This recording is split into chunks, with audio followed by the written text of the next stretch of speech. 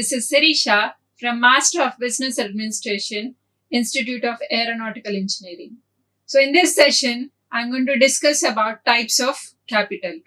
So here, when we talk about types of capital, we must know why these types of capital are available for us. So here, capital means we generally think that capital is referring to the like financial capital actually in the common sense. But here, capital does not mean that only financial capital. We do also have social capital, personal capital, and human capital. So, what are all these different types of like human capital, social capital, and the financial capital? So, here the term capital generally refers with a number of different concepts like in the business world, right? So, while most of the people refer to the financial capital, where the capital which can be invested in terms of money, right? Or which is in terms of a monetary benefit is generally called as capital, right? Of course, that is a capital, which is a financial capital. But coming to the different types of capital, we do also have the other form of capitals like human capital and social capital and personal capital too. Okay, so now one by one, let us understand what are these types of capitals. Okay, so now coming to human capital. So what is this human capital? Generally, for any of the organization, we require some employees for the organization, right? So their skill is really very important. Their ability is important.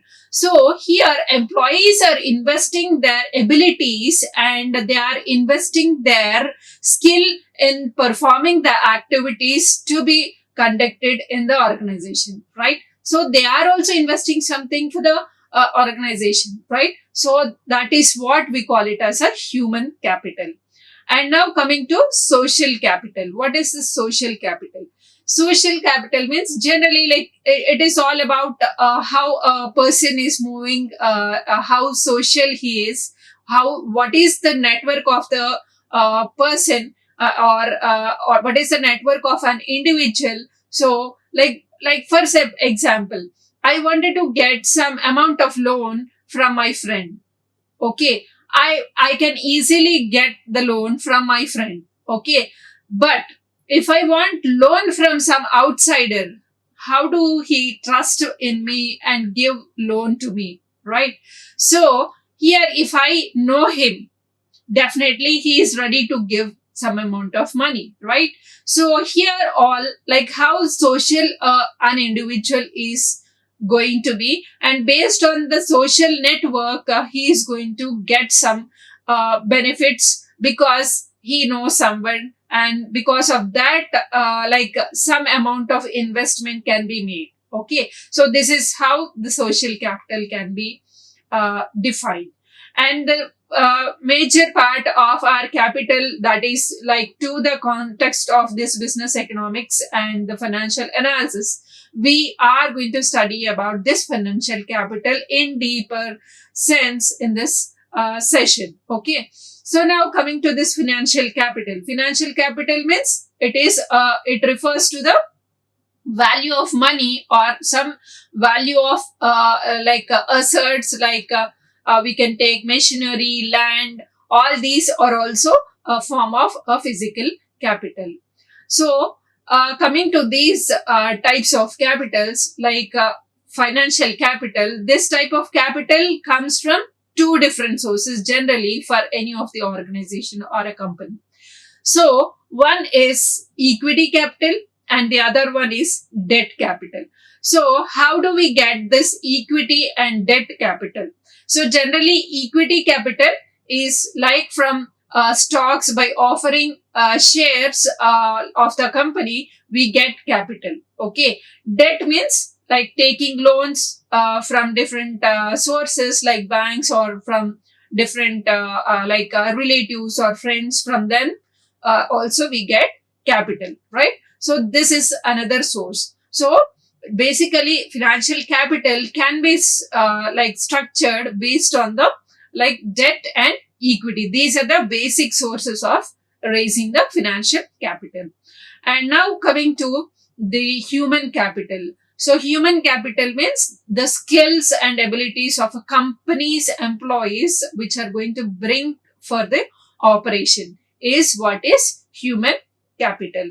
And coming to social capital. For example, in a business, a person with high social networks, with high social capital will know many influential people, right?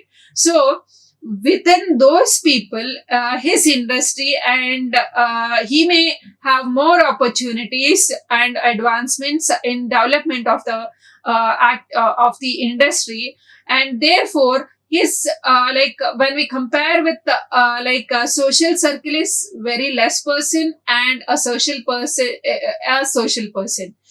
a social person can get more added benefits because he'll know the different opportunities whatever are there in front of him. And through different people, they he is going to receive so many activities can be known what are going on in the market, so that he can implement those and make some advancements in his business, right? So that is the reason here social capital too important for any of the business. And if a person is not a social person, if just he's coming and working and just leaving the organization, then so he is just working for one purpose, right? But he's not able to know what is the market condition, and he's not able to know what are the things which are going on around him, so that he will not have that many opportunities to know various things and implement in his job. So that's the reason even social capital is very, very important for any of the organization and any of the people. Okay. And we also have a personal capital. Personal capital means what we are investing for ourselves, for our body, and for our mind. Okay. So by reading a lot of books, we invest reading, okay, to our mind. By giving good food to our body, that is one investment. When we deposit many vitamins to our body, that is the investment. So that is also one type of capital that is called as personal capital. Okay. Now, as per this business economics and financial analysis, we are concerned with mostly the financial capital. So as I told, financial capital is basically divided into debt capital and equity capital. Okay. So what is this debt capital and what are the sources of getting the debt capital? So debt capital generally comes from bank loans. Okay. Organization is going to take loans from banks, from personal loans. It is going to take personal loans, or sometimes it is going to take overdraft agreements. What is this overdraft agreement? See, generally students here overdraft means generally we call it as OD. We call it as OD, bank overdraft. Okay. So actually nowadays, most of you know what is a credit card, right? Through credit card also, credit and debit cards also, one can get the debt capital. Okay. So what is this credit card debt? Okay. So though you are not having any amount of money in your account, you are able to buy some more goods, some more worth of goods, right? So is it not a debt? Yes, of course it is a debt. So through this credit card debt also, a debt capital can be raised. And coming to this overdraft agreements. See, this overdraft agreement and debt, credit card debts are almost looks like same. Here, overdraft means, suppose in a bank we have an account. Okay, so the bank balance is 10,000 rupees. Okay, though your bank balance is 10,000 rupees, you can take overdraft up to 20,000 rupees. you have only 10,000, but you are going to withdraw some more 10,000 rupees from your bank. That is the overdraft. Okay. Overdraft. Okay. So that kind of, through that kind of agreements also, a debt capital can be raised. Okay. So now coming to equity capital. What is this equity capital? So coming to equity capital, it can be like through real estate, through commodities, through equipment, or through vehicles also we get equity capital. So basically, like equity capital, we generally refer to shares, right? So like a company is going to offer shares to the outsiders or who are interested in investing in that company. So through that shares, like equity capital can be raised. And not only through shares, through real estate like land or building, or through these also we get investment. Through commodities, different commodities can be bought into the organization, or through equipment like machines or loose tools, or like these are also can be bought into the organization, which can be called as equity capital. And different vehicles like vans, cars, or some vehicles which are on the name of like company can also be considered as equity capital. So these are the sources which are going to give us the equity capital and debt capital. Okay. So now coming to like features of two different capitals. Like basically we have seen what is equity capital and debt capital, right? So when we combine this equity and debt capital, we can again make a whole capital. This capital we can divide it into two types, that is a fixed capital and working capital. Okay.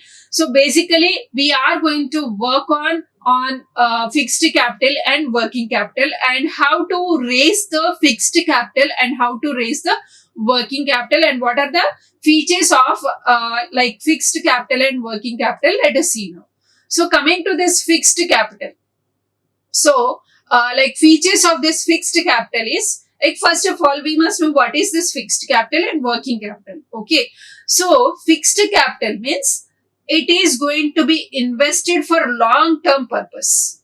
Every day one cannot take overdraft. Every month one cannot take the credit card overdraft. Okay. So if we are taking just credit card overdraft, okay, though there is no money in our account, we are withdrawing some amount of money in like maybe it is not in terms of money, but still we are able to buy some provisions or buy some goods for us, right? So through credit card. So here this is a regular aspect. Every month it is going to happen, right? So whatever which is happening regularly, which we call it as a recurring expenditure, or we can, whatever income which we are receiving regularly, we call it as a recurring income. So whatever which is happening regularly, we call them as recurring income or recurring expenditure. Okay. That comes under working capital. Okay. And now coming to the fixed capital. Fixed capital means this is not going to happen every day or every month or regularly. Okay. So for example, we can take a small example of our home. Okay. So do we buy television every month? No, we don't buy that. Do we buy a sofa set every month? No, we don't do that. Do we buy a car every month or every year? No, we don't do that. Right? So what are we doing? So we are going to buy a home, buy a house. We are going to buy a television. We are going to buy a refrigerator. We are going to buy a car. All these things we are going to buy at least in our lifetime, minimum like twice or thrice, maximum 4 times we are going to buy all these things, right? So we are not going to buy them regularly, right? So whatever amount we are spending on them, like buying a car, buying a television, buying a refrigerator, buying a sofa set, buying a house. All these are not happening frequently in our life, right? So only we may buy them thrice or twice in our lifetime, right? Or maybe 4 or 5 times, not more than that, I guess, right? So this is what is a fixed capital for our house. Okay, what is the regular, or what is the working capital for our house? Regular or working capital can be like we buy provisions for our survival, like food and all, right? So those are regular expenditure, right? We pay fees to the children, right? This is happening regularly, right? We pay to the vegetable seller, we pay regularly. For milk wala we pay regularly. For provisions we pay regularly, right? So all these are happening regularly. So all these comes under working capital. Okay. So just like that, in organization also we do have fixed capital and working capital, right? So coming to fixed capital and working capital of the organization. So for organization, what is the fixed capital? Fixed assets, investing amount of money in fixed capital, in fixed assets is what is fixed capital. Okay. Now let us know what are the features of this fixed capital. So coming to this features of fixed capital or fixed assets are, these are permanent in nature. Okay. So fixed capital is permanent in nature. So here you buy a land, you equip, or you make a layout of a plant. Once that is equipped, that is going to be permanent for some long period or long duration, right? So that is permanent in nature. So every day you cannot shift your plant to some other place, right? So one place to another place, one cannot move it very quickly. So that's the reason building can be can a building can be shifted to some other place frequently? No, it cannot be done, right? So that's the reason whatever fixed capital is there, that fixed capital is invested in fixed assets. Okay, so fixed assets, features of these fixed assets are like they are permanent in nature and they create profit. So how do I create profit? So we can take machinery. So of course, only through machinery we cannot generate profit. So only if machinery is there, one can generate profit? No. Here we require some people to work on that so that it can generate some profit by producing some products or service, right? So it is a profit generation and it is low liquidity. One cannot say like once you have tied up the funds with a building or a machinery, like you want some amount of money, one cannot sell it off so easily and so simply and liquidate into a cash. Okay, so the liquidity is very less for this kind of fixed capital. And next one is it has fixed amount of capital.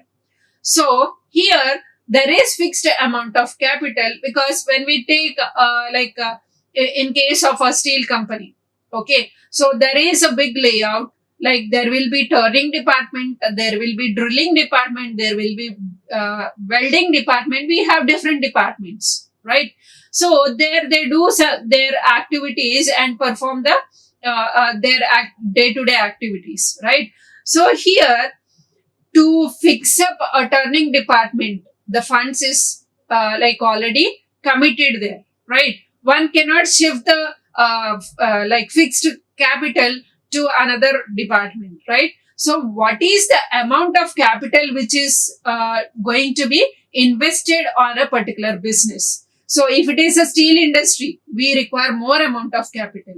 If it is a small business, then we don't require that much of fixed capital, right? So that's the reason what is the amount of fixed capital which is required for that particular organization, one must understand. Okay. And next one is utilization, utilized for promotion and expansion of the business. So this fixed capital is really useful for promoting the business and expansion and diversification of the business. With the help of fixed capital only, one can go with expansion ideas of the organization. Okay, this is all about features of fixed capital. And now coming to features of working capital. So, as I told, these are going to happen regularly, which is called as recurring. Okay. So, this will have very short lifespan. They are not going to exist for long duration. So, you buy some stationery. You buy some stationery for the organization. So, for how many days that stationery can be there? Like hardly within a 1 month, that stationery can be utilized by the people, right? In the organization, right? So they'll have very short span of time, okay? And there will be smooth flow of operations. They can operate smooth flow because these are meeting the day-to-day activities. Like rent, we can consider as rent. We can consider salaries, wages, stationery, electricity bill. So all these comes under this working capital. So until unless these are paid properly, one cannot run the fixed capital amount properly. So that's the reason here, if working capital is working capital is helping the organization to have the smooth flow of the operations. And here, working capital has very high liquidity. So why it is having high liquidity? Because here, like raw material is already acquired. So that raw material, which if you don't want that raw material, you can convert it into like you can convert into a fixed or you can convert into a product. Okay, once that product is sold, you are going to get money. So quickly we are going to get the liquidity of the particular product. So raw material, once we get the raw material, that raw material like we convert the cash into raw material and that raw material converted into a finished product. So once that finished product is sold in the market, we get the cash, right? So whereas when we compare with a fixed capital, that fixed capital product, like if it is a machinery building, you can sell in the market. No, one cannot sell in the market as quickly as the product is sold, right? So here working capital will have very high liquidity. And here also, what is the amount of working capital required for a business, for an organization? So one must plan in such a way that they are going to meet all the types of expenditures in the like for conducting the smooth operations of the business. So that much amount has to be set aside to meet all the expenditure of the business.